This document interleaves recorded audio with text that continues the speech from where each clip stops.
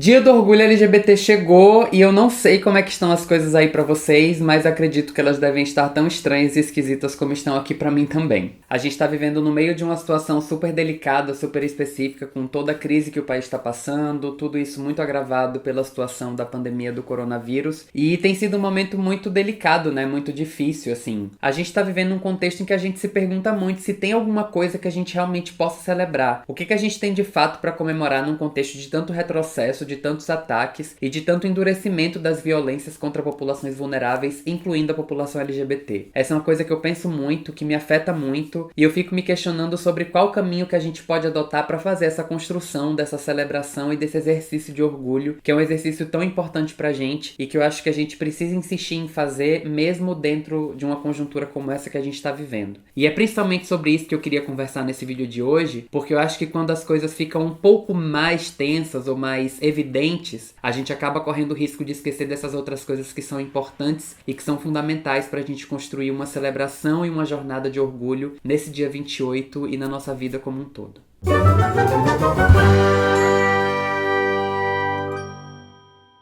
Muitas das reflexões que eu quero trazer aqui nesse vídeo de hoje são parte da construção de um roteiro que eu estava fazendo para um outro vídeo que há bastante tempo eu vinha pensando em gravar. O título desse vídeo seria Como Sobreviver a Tempos Duros. E era um vídeo que eu queria relatar um pouco da minha trajetória recente na minha vida nos 2 últimos anos, principalmente no momento em que vocês me viram um pouco sumido aqui do YouTube, porque eu parei de produzir vídeos por um tempo, a minha frequência, a minha produtividade caiu por aqui, por uma série de razões, de processos muito complexos que aconteceram na minha vida, que eu acho que aconteceram na vida de um monte de gente também por causa do momento histórico que a gente estava vivendo. E nesse vídeo eu queria compartilhar um pouco das coisas que eu aprendi nessa trajetória e como que eu fui encontrando mecanismos importantes para permanecer aqui mesmo e para me reconstruir, me reconstituir e me colocar em caminhada de novo, inclusive através do meu conteúdo aqui no YouTube. E eu achei que seria bom recuperar esse roteiro hoje, porque para mim faz muito sentido compartilhar um pouco desses meus processos dentro desse momento que a gente tá vivendo, que eu sei que tá todo mundo numa sensação de muita fragilidade, e principalmente considerando esse contexto dessa celebração de orgulho, primeiro por questões mais concretas, como a impossibilidade da gente se encontrar para celebrar, comemorar, a parada LGBT que não aconteceu no período em que acontece sempre, foi adiada, e aqueles momentos importantes de encontro, de celebração que a gente costumava ter todo ano nessa época, esse ano não aconteceram porque estamos todos em casa. E estamos em casa enfrentando uma situação mais ampla que também é cheia de problemas, cheia de questões, diante da própria situação da pandemia e de toda a situação de retrocesso e de ataques, de perseguições aos direitos das minorias que tem acontecido no Brasil nesse momento, colocando todo mundo numa situação bastante difícil e que pelo menos pra mim gera um monte de questões em relação a essa coisa da celebração do orgulho. Porque por um lado eu tenho um pouco a sensação de estar meio culpado de estar celebrando a diversidade, o orgulho, a alegria, a felicidade, num momento em que a sensação é de que não faz muito sentido celebrar muita coisa. Nós que somos pessoas LGBT estamos vivendo uma vida constantemente sob ameaça, numa constante situação de vulnerabilidade, e estar diante da crise, da incerteza, da estranheza, não é exatamente uma novidade na vida da gente. Mas a gente tem visto nos últimos anos uma escalada de retrocesso que tem marcado as nossas experiências aqui no solo desse país, e avançar de forma muito virulenta numa verdadeira cruzada contra as nossas populações e contra os direitos que a gente tem conquistado nos últimos anos. Eu acho que para quem vive essas situações de vulnerabilidade como a gente vive, é impossível ter passado por esses últimos anos sem ter sido afetado de alguma forma em termos emocionais, em termos psicológicos. Eu acho que para passar por esse momento que a gente tá vivendo sem ter sentido os efeitos, ou você é uma pessoa muito insensível ou você tá se beneficiando muito com o que tá acontecendo. E mesmo no caso das pessoas que são um pouco mais insensíveis, eu também acredito que muitas delas estão sofrendo, estão sendo afetadas pelo que está acontecendo e talvez só não tenham se dado conta disso por uma quantidade variada de razões. O ponto é que a gente tá vivendo no meio do caos e todo mundo tá sendo muito afetado por conta de tudo que tá acontecendo. No meio desse processo eu tava vivenciando muitas crises, algumas delas eu cheguei a compartilhar aqui, lá em 2018 ainda. E eu lembro que eu comecei a perceber que o que eu tava vivenciando não era só comigo, quando eu comecei a reparar na quantidade enorme de outros youtubers que tiveram uma queda significativa de produtividade nos últimos anos. Podem reparar nos criadores de conteúdo que vocês seguem, principalmente a galera que produzia mais conteúdo aqui pro YouTube, e reparem na trajetória desses desses criadores de 2018 pra cá. Principalmente essa galera desse nosso rolê aqui, que é a galera que fala sobre questões sociais, sobre direitos humanos, sobre racismo, sobre machismo, sobre LGBTfobia. Muita gente teve uma queda muito notável em termos de produção de conteúdo, por uma série de razões. Eu acredito que estava todo mundo vivendo processos pessoais muito complexos, como eu também estava vivendo, e eu tenho certeza que muitas dessas pessoas também foram sendo muito atravessadas e muito afetadas pelo caos que estava acontecendo no país como um todo. Primeiro por causa dos temas que a gente fala, que a gente aborda, que dão um cansaço imenso da gente estar falando de problema todos os dias. E segundo, por razões que são mais abstratas, assim. São coisas que a gente nem sempre percebe que tá acontecendo. A gente só percebe que a gente não tá dando conta mais, que a gente não tá rendendo mais. E que se movimentar e continuar fazendo e realizando coisas, às vezes tá meio fora das nossas possibilidades mesmo. É uma coisa que a gente só não consegue fazer. Tenho certeza que tem muita gente passando por isso no trabalho, na universidade, na relação com a família, na relação com a militância, na relação com a internet. Tenho certeza que tem muita gente que está sendo atravessado por um sentimento de um cansaço generalizado diante de todas as coisas que estão acontecendo. A gente vive nessa cultura de achar que a origem dos nossos problemas é sempre individual, sempre particular, e não raramente a gente se culpa e se responsabiliza por causa desses sentimentos ou por causa do que esses sentimentos provocam na vida e na rotina da gente. E aí muitos problemas aparecem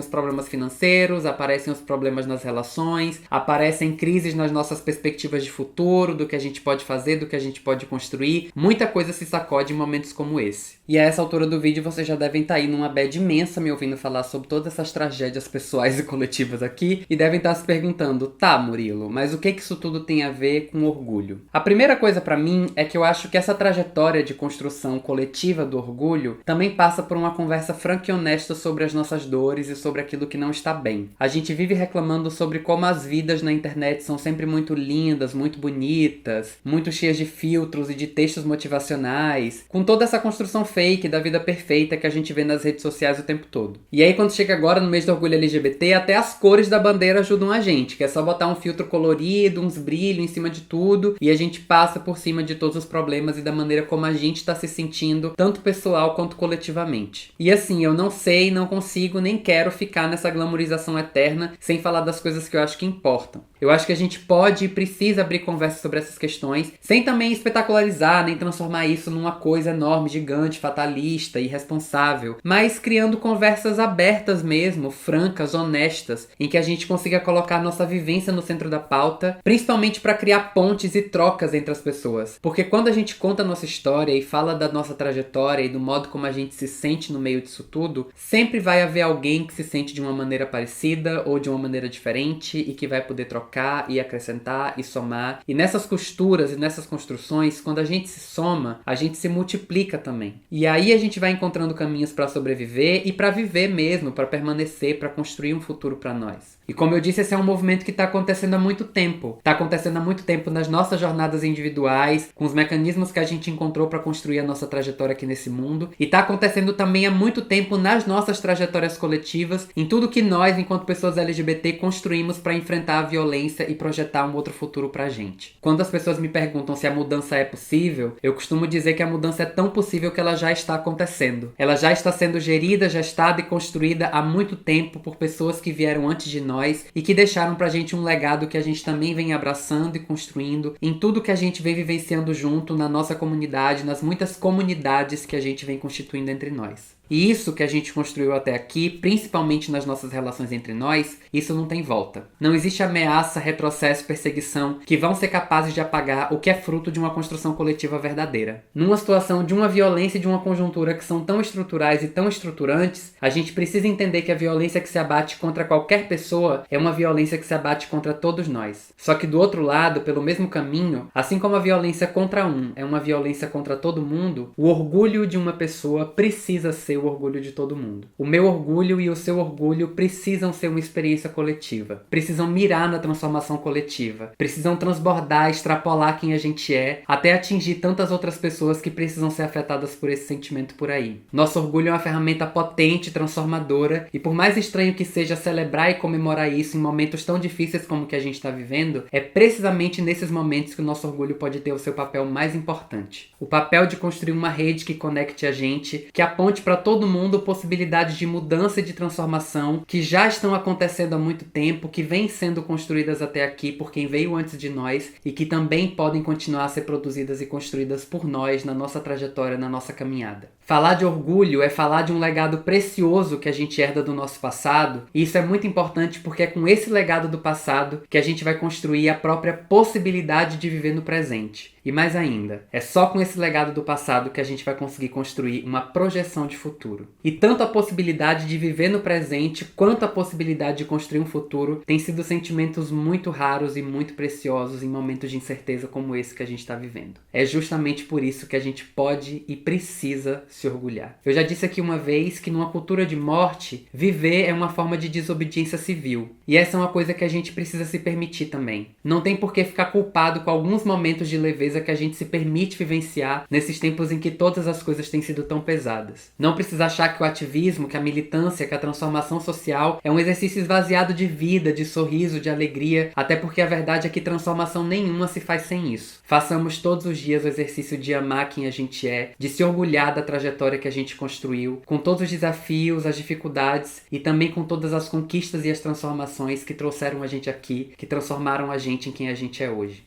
Ninguém pode, ninguém vai tirar da gente o direito que a gente tem de se orgulhar da nossa história pessoal e coletiva. E que esse dia 28, mesmo no meio de todo esse caos, seja um dia pra gente celebrar, se orgulhar e resgatar nossa memória. E que essa celebração de orgulho alimente o coração da gente pra gente continuar essa jornada, construindo pelas nossas mãos o projeto da sociedade que a gente quer viver. Espero que vocês tenham gostado desse vídeo e que a gente se conecte pelo sentimento bonito que brota desse dia. Feliz orgulho pra todo mundo!